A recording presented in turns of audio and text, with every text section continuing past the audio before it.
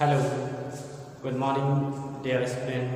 Welcome to our channel, Gayatri School, Sanchore. इस channel से अपन आज 11th के फिजिक्स का चैप्टर नंबर 2 स्टार्ट करने जा रहे हैं। चैप्टर नंबर 1 के अंदर अपन भौतिक जगत अर्थात फिजिकल वर्ल्ड के बारे में उसके 2 लेक्चर अपन ने लिए थे। उसके अंदर अपन ने फिजिक्स के अंदर किसी भी सिद्धांत को किस प्रकार स्थापित किया जाता है और भौतिक विधों के बारे में या कौन कौन से वैज्ञानिक ने कौन कौन सी घटनाओं के बारे में बताया, उन चीज़ों के बारे में अपन ने बात की थी। और प्रकृति के अंदर कितने प्रकार के मूल बल हैं और मूल बलों को अपन ने पढ़ा था। ठीक है, उस फर्स्ट चैप्टर से किसी भी प्रकार का कोई क्वेश्चन पूछा नहीं जाता है। अगर रियल फिजिक्स स्टार्ट करें तो चैप्टर नंबर 2 से स्टार्ट करेंगे। ठीक, तो आज के लेक्चर के अंदर अपन पढ़ेंगे क्या। वैसे चैप्टर 2 की बात करें, चैप्टर 2 में ही क्या है, चैप्टर 2 के अंदर है भौतिक राशि, फिजिकल क्वांटिटी कि अपने पास जितने भी आसपास की वस्तुएं हैं या आसपास की घटनाएं घटित हो रही है, किस वजह से हो रही है और उसको नापने का तरीका। जैसे मैं बोल रहा हूँ, कोई तेज बोलता है, कोई धीरे धीरे बोलता है, और इसको मापने की पद्धति होगी या उसका कोई मात्रक या वो कोई राशि। जैसे ध्वनि है तो ध्वनि कैसे भौतिक राशि, उसको मापने की कोई राशि होगी। तो भौतिक राशियों के बारे में पढ़ेंगे और उस भौतिक राशियों के जो मात्रक होंगे, मात्रकों की पद्धतियाँ किस प्रकार हैं और उनको किस प्रकार अलग अलग विधियाँ और उनको एक अलग विमीय विश्लेषण या डायमेंशंस के रूप में या मूल मात्रकों की घातों के रूप में व्यक्त करें। इन चीज़ों के बारे में और लास्ट के अंदर अपन पढ़ेंगे जो भी अपन मात्रक या नापते कोई भी चीज़ उसमें त्रुटि रह जाती है, उस त्रुटियों को किस प्रकार दूर किया जाता है और त्रुटियाँ किस किस कारण से रहती हैं वो अपन बात करेंगे। ठीक, अब इस चैप्टर के अंदर देखें, आज का अपन लेक्चर के अंदर हम पढ़ेंगे भौतिक राशियाँ, मात्रक, मात्रकों के प्रकार और मात्रकों की पद्धति। तो पहली बात आ जाए भौतिक राशि। भौतिक राशि क्या है? भौतिक राशि वो है जिसको अपन या तो नाप सकते हैं या तो मापा जा सकता है। सपोज करें जैसे ये कोई चौक होल्डर है, चौक होल्डर किसी कोई इतना छोटा सा होगा, कोई बड़ा सा, तो इसको मेजरमेंट करने के लिए जो राशि होगी वही भौतिक राशि। तो इसको अपन किस में लेते हैं? लेंथ में लेते हैं, लंबाई में। तो लंबाई एक तरह से क्या है? भौतिक राशि। भौतिक राशि किसे कहा जाएगा? वे राशियाँ जिसको अपन मापा या तोला जा सकता है या इसके संदर्भ में अपन किसी भी सिद्धांत को प्रतिपादित किया जा सकता है, वो क्या कहलाती है? भौतिक राशि। भौतिक राशि का मतलब क्या हो सकता है? जिसको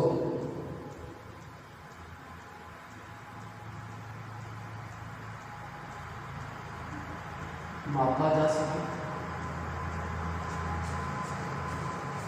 या फिर संदर्भ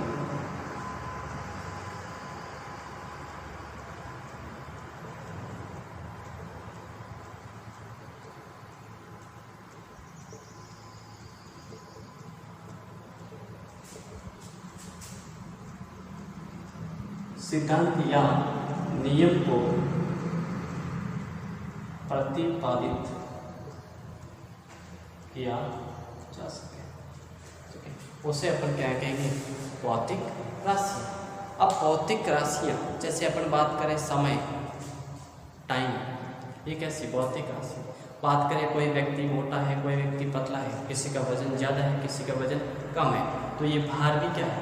भौतिक राशि। अब बात करें अपना समय के बारे में देखें, कोई भी लाइट्स है, लाइट्स जैसे कोई उजाला कम करती है, कोई उजाला ज़्यादा करती है, तो ये उजाला प्रतिबिंब तीव्रता ये भी क्या है? भौतिक राशि। किसी पदार्थ को नापने के लिए उसके केमिस्ट्री के अंदर मोल कंसिडर करें, मोल भी कैसी राशि? भौतिक राशि। ठीक, तो ये सारी भौतिक राशियों के बारे में। जैसे किसी वस्तु को धक्का देना है, धक्का देने के लिए अपन क्या कहेंगे? उस पर बल देते हैं, तो बल भी कैसी राशि है? भौतिक राशि है। अर्थात भौतिक विज्ञान के अंदर जिसको अपन नापा या तोला जा सकता है या जिसके संदर्भ के अंदर अपन सिद्धांत एवं नियम को प्रतिपादित किया जा सकता है, उसे अपन भौतिक विज्ञान भौतिक राशियाँ कहते हैं। ठीक है। अब भौतिक राशियाँ हैं वो दो प्रकार की, एक हो गई मूल भौतिक राशि,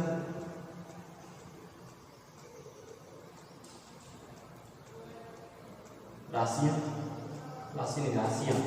और दूसरी होगी व्युत्पन्न भौतिक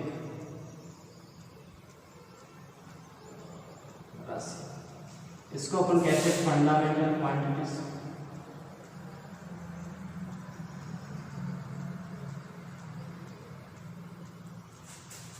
और इसको कहते हैं अपन डिराइव्ड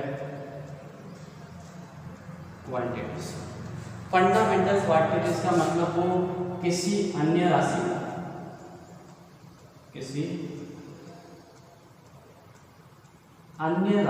पर निर्भर नहीं करती,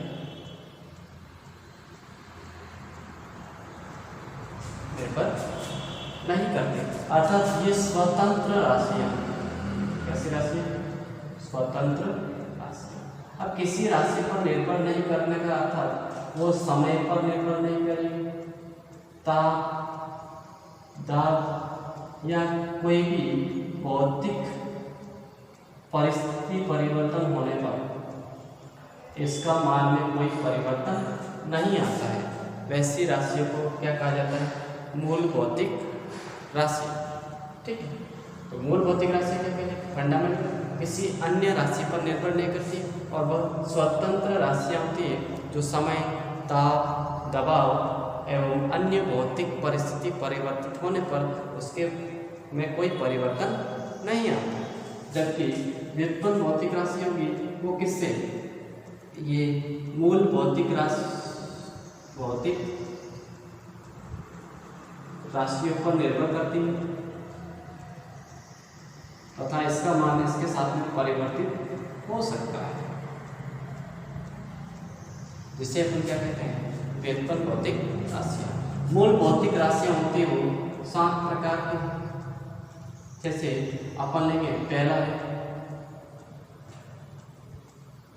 रेडियो जिसको अपन एम से रिप्रेजेंट करेंगे। दूसरा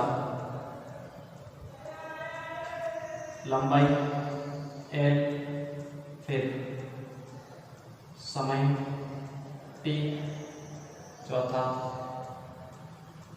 ताप को के से व्यक्त करते हैं। पांचवा बात करें अपन विद्युत धारा, एम्पियर, छठा प्रदीपन तीव्रता या ज्योति तीव्रता भी कहते हैं, जिसका मात्रक कैंडेला होता है, वो अपन आगे बात करेंगे। और 7 नंबर की है पदार्थ की मात्रा, जिसको अपन मोल के अंदर कंसिडर करते हैं। तो ये अपने 7 प्रकार की, ये केवल 7 ही है। इसकी संख्या क्या है? फिक्स है। इसकी संख्या अनिश्चित है, ये कितनी भी हो सकती है, लेकिन मूल राशि कितनी होगी? 7। द्रव्यमान, लंबाई, समय, ताप, विद्युत धारा, प्रतिरोध, पदार्थ की मात्रा। इसको आपको याद रखना पड़ेगा कि वो राशियाँ जो समय ताप दाब भौतिक परिस्थिति बदलने पर उसके मान में कोई प्रभाव नहीं पड़ता या अन्य राशियों पर निर्भर नहीं करती, अर्थात स्वतंत्र होती है, वो मूल भौतिक राशियाँ कहलाती है। व्युत्पन्न क्या? डायरेक्ट, अर्थात अन्य राशियों पर या मूल भौतिक राशियों पर निर्भर करती है, जिसके मान में परिवर्तन होता रहता है और इसकी संख्या है क्या है? अनिश्चित होती है। ठीक है, चलिए ये अपने पास होगी भौतिक राशियों के बारे में। चलिए अब अपन बात करते हैं मात्रक।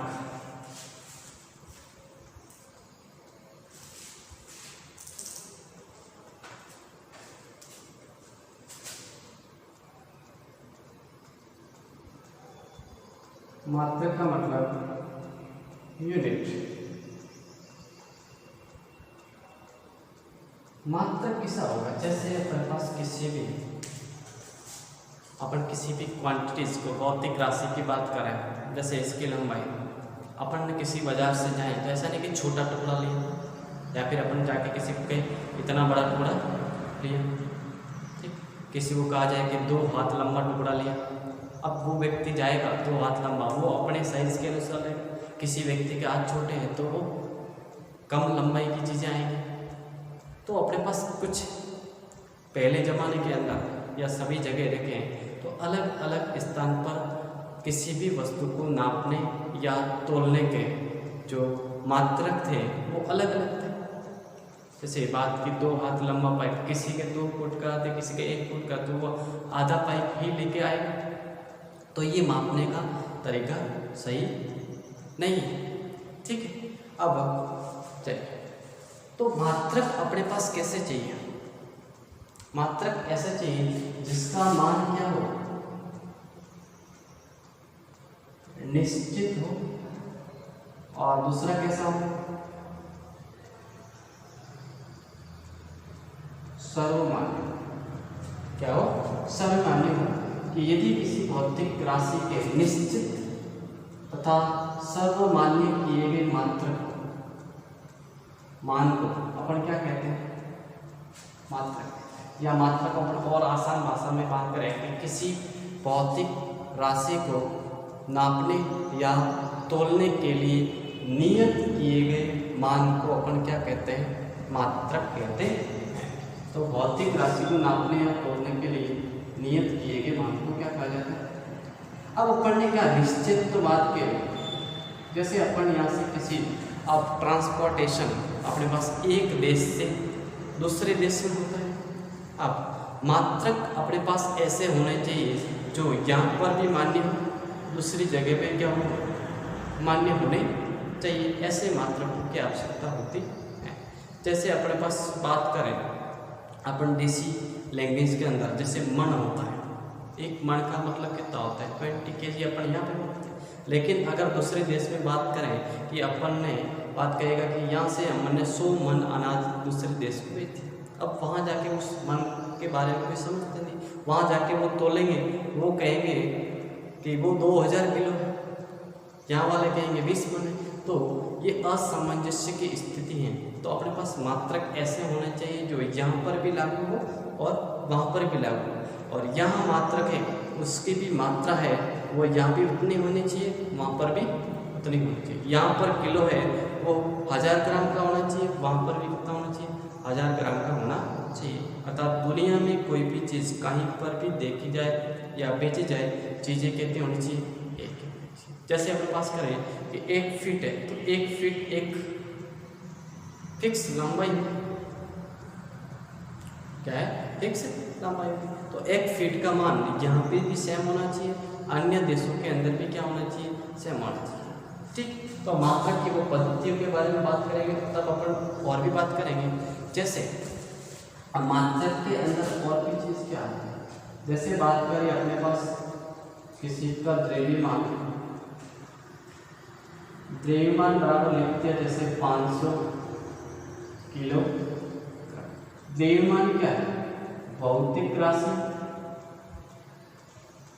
और किलोग्राम द्रव्यमान का मात्रक कहलाएगा, और 500 इस द्रव्यमान की क्या कहलाएगी?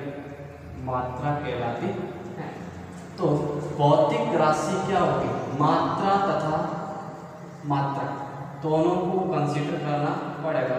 यदि मैं भौतिक राशि को एक क्यू सिंबल के द्वारा क्वांटिटी क्यू से सिंबल डिनोट करूँ तो ये 500 को, मात्रा को मैं एन से डिनोट किया और यूनिट को मैंने यू से।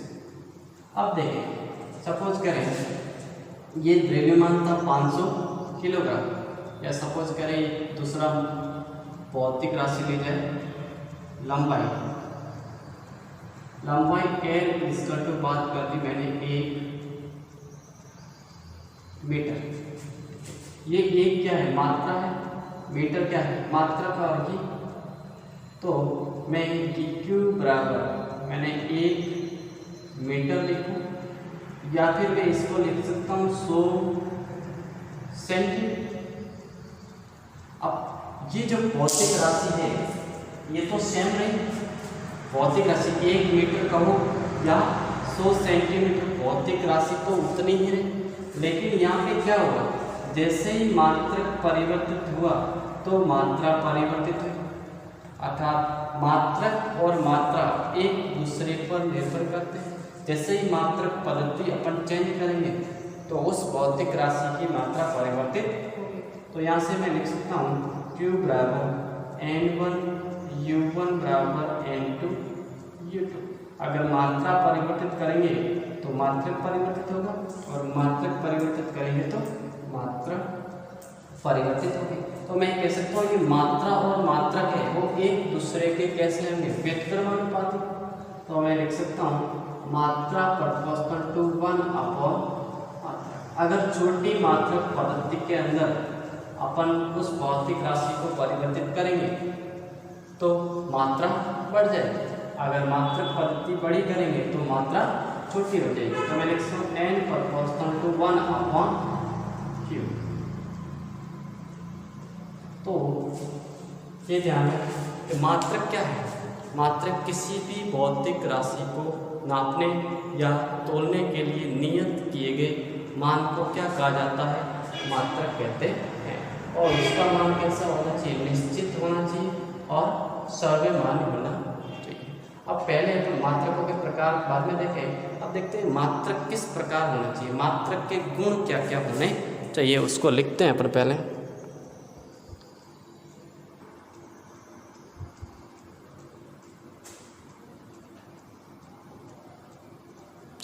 अब देखिए मात्रकों के गुण। मात्रक कैसा होना चाहिए, अपन ने पहला देखा था कैसा, सर्वमान्य होना चाहिए और उसका मान कैसा होना चाहिए, निश्चित होना चाहिए। मात्रक जैसे बात करें अपने पास कि ये समय है, समय अपन किस में रहते हैं, सेकंड्स में या मिनट में या, तो यहाँ पे ये अपन को 1 सेकंड पता होना चाहिए कि कितनी होती, 1 सेकंड कितना समय होता है। आपको पता है मिनट के अंदर 60 सेकंड होते हैं, घंटों के अंदर 60, लेकिन 1 सेकंड कितना होगा ये सटीक रूप से परिभाषित होना चाहिए। जैसे द्रव्यमान है तो 1 किलोग्राम द्रव्यमान कितना होगा, ये अपने पास सारी चीज़ें, ये जो जितनी भी मूल भौतिक राशियाँ हैं इनके मात्रक है या इसके मान हैं, वो अपने पास एक अंतर्राष्ट्रीय संस्था है, वहाँ पर सभी जो भौतिकविद हैं उनके द्वारा फिक्स किए गए मान होते हैं। ठीक है, जो सर्वमान्य या किस कमेटी के द्वारा जो मान फिक्स किए गए वही मान है। अभी कुछ समय पहले मान परिवर्तित हुए सभी के मान, तो सटीक रूप से परिभाषित होना चाहिए। जैसे पहले 1 किलोग्राम की परिभाषा थी कि उस संस्थाओं के अंदर रखे गए इरेडियम एंड प्लेटिनम फ्लोर का जो द्रव्यमान है, सिलेंड्रिकल द्रव्य वस्तु का द्रव्यमान है, वही क्या होता है 1 किलोग्राम। अब मात्रक कैसा होना चाहिए, उपयुक्त आकार का होना चाहिए। कि अपने पास 1 किलोग्राम है तो 1 किलोग्राम का पार्ट उसका आकार एक फिक्स या एक निश्चित होना चाहिए। मात्रक की प्रकृति आसानी से होगी। जैसे कोई भी कंपनी बना रही है कि मात्रक बना रही है, जो पार्ट बना रही है, वो किलोग्राम को अगर कम बना रही है तो अपने पास एक उसको सही से पता लगाने के लिए अपने पास प्रतिकृति उपलब्ध होनी चाहिए। और ये प्रतिकृतियाँ हमारे पास अंतर्राष्ट्रीय जो माप तोल पद्धति जो संस्था है वहाँ पर उपलब्ध रहती है और इनके मान समय के साथ परिवर्तित नहीं होने। समय के साथ परिवर्तन का अर्थ कि जो 1 किलोग्राम द्रव्यमान है वो अब भी सेम है और 50 साल पहले भी क्या होना चाहिए, सेम रहना चाहिए। ऐसा नहीं कि पहले 1 किलोग्राम था और अब धीरे धीरे जाकर 950। जैसे उनके पास जो ये बाट वगैरह होते हैं इनको समय समय पर परिवर्तित करना चाहिए। जैसे बाट का मान कम होता जाता है, घर्षण के कारण बाट लोहे का बढ़ाया जाता है, घर्षण के कारण कम हो जाता है, तो आपको जो बाट है वो समय समय पर क्या करना चाहिए, परिवर्तित करना चाहिए। भौतिक परिस्थितियाँ परिवर्तित होने पर मान क्या होता है, परिवर्तित नहीं होना चाहिए। जैसे बारिश के मौसम में मान अलग और गर्मी के मौसम में अलग, ऐसे मात्रा का अपने पास परिवर्तन नहीं चाहिए। जैसे आपने देखो कहीं कहीं जगह नमक की थैली रख के चेक कर, नमक रख के या किसी अन्य वस्तु को रख के चेक तौलते हैं। अगर वो वस्तु भीगी हुई है तो उसका वजन अलग होगा, सूखी है तो उसका वजन अलग होगा। तो ध्यान रहे अपने पास मात्रक कैसा होना चाहिए, भौतिक परिस्थितियाँ परिवर्तित होने पर भी उसके मान में कोई परिवर्तित नहीं होना चाहिए, ऐसे मात्रक की आवश्यकता होती है। ठीक है, तो ये मात्रकों के गुण होना चाहिए और मात्रक कैसा होना चाहिए, सर्वमान्य होना चाहिए। अब मात्रकों के प्रकार की बात करें,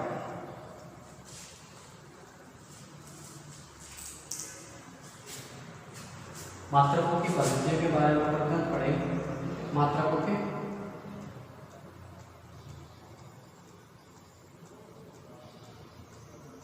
प्रकार, मात्रक के अंदर एक होता है मूल मात्रक, एक होता है व्युत्पन्न मात्रक और एक होता है पूरक मात्रक। अब मूल मात्रक का अर्थ मूल भौतिक राशियों के मात्रक।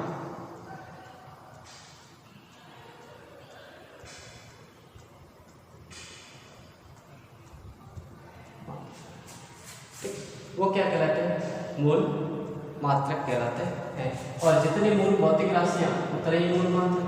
तो 7 मूल भौतिक राशियां, तो 7 उसके क्या होंगे, मात्रक होते हैं। ठीक है, और उन 7 को अपन लिखते हैं, जैसे यहाँ पे टेबल बना के क्रम संख्या, भौतिक राशि, मात्रक और मात्रक का चिन्ह। ठीक, इन सब के बारे में अपन 1 by 1 लिख देते हैं। पहले जैसे बात करें अपन पास द्रव्यमान का मात्रक, मूल मात्रक जैसे क्या है, किलोग्राम। ठीक है, और इसको अपन लिखते हैं केजी से। और द्रव्यमान को अपन किस तरह रिप्रेजेंट करते हैं, एन से। दूसरा